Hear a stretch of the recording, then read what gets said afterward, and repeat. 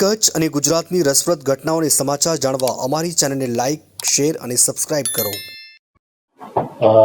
गुजरात राज्य का डीजीपी बनने के बाद में हमारी पहली मुलाकात है कच्छ सरहद विस्तार में। અને જે રીતે આપ સૌ જાણો છો કે કચ્છ એક સરહદી વિસ્તાર છે અને સરહદી જિલ્લો આવરી લેવામાં આવે છે અને એક મહત્વનો હિસ્સો છે અને ઇન્ટરનેશનલ બોર્ડર પણ આપણી પાસે છે અને ખાસ કરીને જે કોસ્ટલ લાઇન આપણી લાંબી છે તો જે રીતે હું કીધું હતું કે સરહદી વિસ્તાર છે, મહત્વનો વિસ્તાર છે અને મહત્વનો જિલ્લાઓ આવરી લેવામાં આવે છે અને ખાસ કરીને અમારા ઉદ્દેશ એ રહેશે કે જ્યાં વિવિધ એજન્સીઓ यहाँ છે, કેન્દ્રના આર્મી, નેવી અને એરફોર્સ અને બોર્ડર સિક્યુરિટી ફોર્સ અને કોસ્ટગાર્ડ એ બધાને એક સંકલનનું મીટિંગ આયોજન કરવાનું છે અને ખાસ કરીને આપણા પોલીસ વિભાગમાં જે કામગીરી છે એની પણ મૂલ્યાંકન કરવાની છે અને જે બોર્ડર વિસ્તારો છે, બોર્ડર ગામોમાં પણ અમે ડિસેમ્બર મહિનામાં આવેલા હતા, માન્ય નાયબ મુખ્યમંત્રી શ્રીના સાથે અમે આવેલા હતા અને દૂરના વિસ્તારો અને ગામોની મુલાકાત પણ લેવામાં આવેલી છે। એને આગળ વધાવતા આ વિઝિટ પણ છે અને ખાસ કરીને જે સરહદી જિલ્લાઓ, સરહદી ગામો છે એમાં મુલાકાત લેવાની છે અને અનઇન્હેબિટેડ જે આઇલેન્ડ્સ છે એમાં પણ અમે મુલાકાત લેવાની છે અને કોઓર્ડિનેટિંગ મીટિંગ પણ લેવાની છે। તો આ બધી એ અમારો પ્રયાસ છે। સ્વાભાવિક છે કે આવતા દિવસોમાં અમે એક અલગ એક્શન પ્લાન છે બોર્ડર એરિયા ડેવલપમેન્ટનો। એને અંતર્ગત અમે સરહદી વિસ્તારમાં જેટલા પણ ઇન્ફ્રાસ્ટ્રક્ચરની પ્રોજેક્ટ છે, દાખલા તરીકે આઉટપોસ્ટ હોય, પોલીસ સ્ટેશન હોય, એમને વધુ મજબૂત કરવા માટે અને એક ખાસ પોલીસ સ્ટેશનનું પણ અમે દત્તક લેવાના છે। માનનીય પ્રધાનમંત્રીશ્રીનો ઉદ્દેશથી એક પોલીસ સ્ટેશનનું પણ દત્તક લેવાનું છે। તો મારે કચ્છમાં એક પોલીસ સ્ટેશનનું પણ એક દત્તક લેવાનું છે, એને આપણે વિઝિટ કરશું। 2024 અને 2025 વર્ષમાં જે કામગીરી થયેલી છે સરહદી રેન્જમાં જે જિલ્લાઓમાં આવે છે, પાટણ, બનાસકાંઠા, કચ્છ ઈસ્ટ ઓર વેસ્ટ, એ બધાને મૂલ્યાંકન કરવામાં આવેલું છે। મોટાભાગે જે ગંભીર પ્રકારની ગુનાઓ છે એમાં તો ડિટેક્શન વધારે સારું છે અને અમુક કિસ્સાઓમાં થોડા સુધારવાની જરૂર છે અને કે થોડા ચિંતાની વિષય છે। દાખલા તરીકે ફેટલ એક્સિડન્ટ્સ હોય, હાઈવે છે આપણી પાસે, એ હોટસ્પોટ્સ પણ એ લોકોને આઈડેન્ટિફાઈ કરવામાં આવેલું છે। તો એ દિશામાં આપણે ફેટલ એક્સિડન્ટ કેવી રીતે આવતા દિવસોમાં ઘટાડવાનો છે એ દિશામાં પણ એક આપણી પાસે એક પડકાર છે અને સાથોસાથ બાકીના જે એન્ટી સોશિયલ એલિમેન્ટ્સ છે, જે એબ્સ્કોન્ડર્સ છે, છેલ્લા ગયા મહિનામાં જે લોકોએ 93 એબ્સ્કોન્ડિંગ એબ્સ્કોન્ડર્સને એ લોકો પકડવામાં સફળતા મળી છે અને આવતા દિવસોમાં પણ જે નાસ્તા પડતા ભગેડો એક્યુઝ છે એ લોકોને પકડવા દિશામાં પણ એ લોકોને સૂચના આપવામાં આવેલી છે। ઇન્ફ્રાસ્ટ્રક્ચર કરતાં એક એજન્સીસ આપણે મજબૂતાઈથી અને ઇન્ટેલિજન્સ બેઝડ કામ કરે એના ઉપર અમારા ફોકસ છે। આપને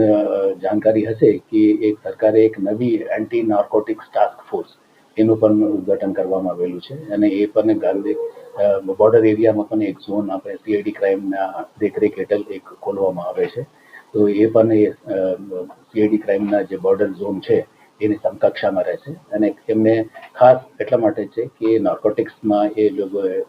કેન્દ્રિત કરે અને એના ઉપર આપણે કાર્યવાહી કરે એ દિશામાં કામ કરે। દારૂ એક સામાજિક દૂષણ છે, એ એક ગુજરાત સરકાર માટે અને ગુજરાત માટે આપણે એક ચેલેન્જ છે આપણે અને એ આપણે પહોંચી વળીએ છીએ અને એના માટે જ આપણે અલગ અલગ એજન્સીઓ છે, જિલ્લા લેવલ પર પણ કાર્યવાહી થતી હોય છે, રેન્જ લેવલ પર કાર્યવાહી થતી હોય છે અને એક રાજ્ય લેવલ પર પણ કાર્યવાહી થતી હોય છે, બરાબર છે। તો જેને જે રીતે માહિતી મળે, જે રીતે એને નેટવર્ક હોય એને આપણે એના ઉપરથી કાર્યવાહી થતી હોય છે અને આવતા દિવસોમાં પણ વધુ મજબૂતીથી કોઈ પણ સંજોગોમાં આ ચલાવવામાં લેવામાં આવશે નહીં અને કોઈ પણ નેટવર્ક હોય અથવા કોઈ એન્ટી સોશિયલ હોય એને નેત નાબૂદ કરવાની દિશામાં અમે કામ કરીશું। પ્રજાને એ જ અપીલ છે કે બોર્ડર, ભલે બોર્ડર ઉપર રહો છો તમે, પણ તમારી ચિંતા અમારા દિલમાં છે, એટલા માટે અમે વારંવાર આવીએ છીએ। ડિસેમ્બરમાં પણ આવેલા છે, એ મહિનામાં ફરીથી હું આવ્યો છું અને એ આવવાનો સિલસિલો ચાલુ જ રહેશે અને બોર્ડરની જે પ્રશ્નો છે એ અનોખી પ્રશ્નો છે, જુદા જુદા જિલ્લાઓ કરતાં એ અનોખી પ્રશ્નો છે ખાસ કરીને જે સલામતી માટે, પીવાનું પ્રશ્ન માટે, રોજગારી માટે અમુક જે પોલીસના જે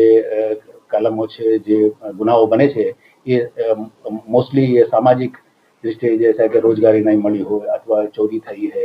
એ રીતનું હોય છે. તો એને બધી પહોંચી વળવા માટે અને તમામ agency whole of government approach અમે તમામ એજન્સી સરકારના જેટલા પણ એજન્સીઓ છે, ચાહે ફિશરી ડિપાર્ટમેન્ટ હોય કે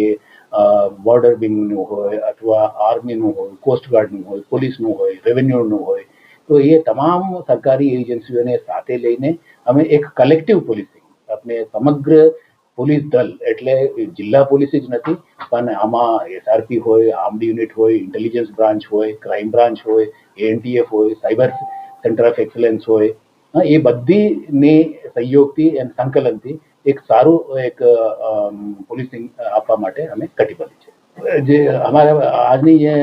યુગમાં મોટા પડકાર છે એક સાયબર ક્રાઇમ છે, બરાબર છે, અને સાયબર ક્રાઇમનો એક એ ભાગ છે કે ડિજિટલ અરેસ્ટ વાળું છે. અને મોટા ભાગે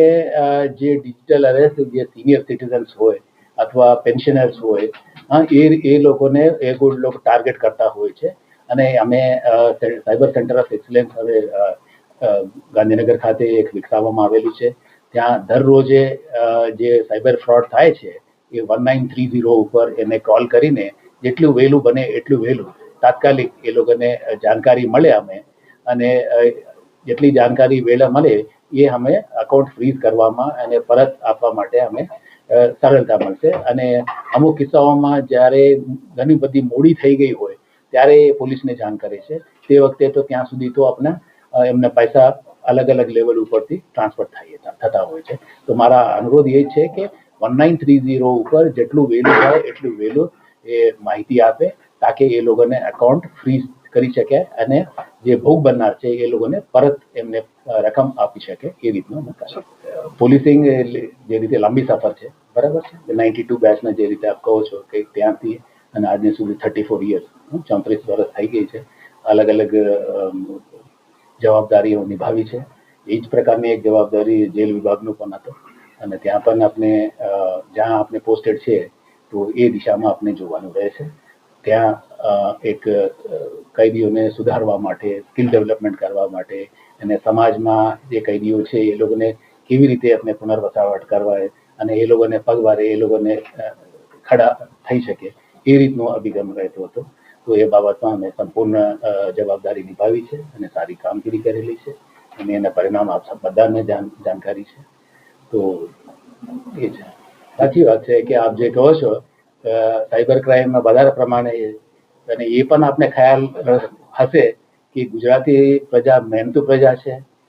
બિઝનેસ ઓરિએન્ટેડ છે. જે કંઈ નવી બિઝનેસ આવે એટલે તાત્કાલિક અપનાવે છે, બરાબર. અને જે રીતે આપણા ડિજિટલનું પેમેન્ટ થયું, ડિજિટલનું ટ્રાન્ઝેક્શન થયું, જે કંઈ જીએસટીનું હોય, ડિજિટલ પેમેન્ટ હોય, યુપીઆઈનું અપનાવવાનું હોય, તો ગુજરાતની પ્રજા એક સારી રીતે એ અપનાવી છે.